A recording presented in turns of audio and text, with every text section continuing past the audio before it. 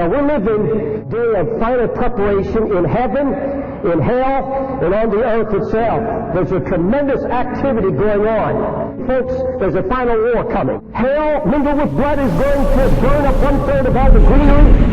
The seas are going to be polluted. A great star, a meteor, is going to fall on the earth, burning like a torch, and poison the rivers and the lakes and the streams. The sun and the moon, the stars are going to be darkened. Now, all things are coming to an end. And now he's reaching out to the churches and saying, no more coldness, no more lukewarmness. No, not anymore. The time has come. All things are now ready. And he comes to the church and he appears to the church with this tremendous call, return, return, return.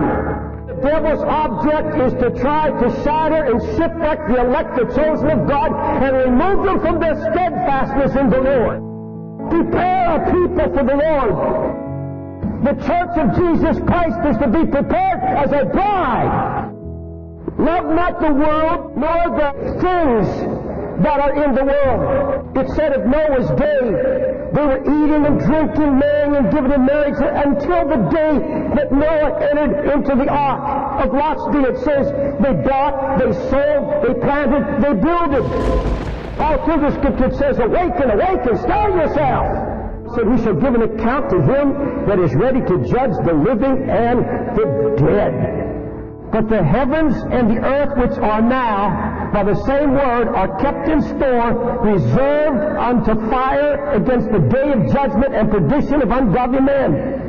What manner of persons ought you to be in all holy conversation of godliness, looking for and hasting unto the coming of the Lord? Nevertheless, we, according to his promise, look for new heavens and a new earth wherein dwelleth righteousness.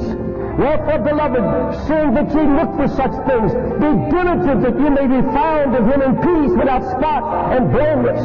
Paul said, for the Lord himself shall descend from heaven with a shout, with the voice of the archangel, and with the trumpet of God. The dead in Christ shall rise first, then we which are alive and remain at his coming shall be caught up together with them in the clouds to meet the Lord in the air. So shall we ever be with the Lord. Wherefore, comfort one another with these words. You're going to have to set your heart to seek me. Church, I want you. I'm coming back for you. I am preparing a place for you. I want you with me.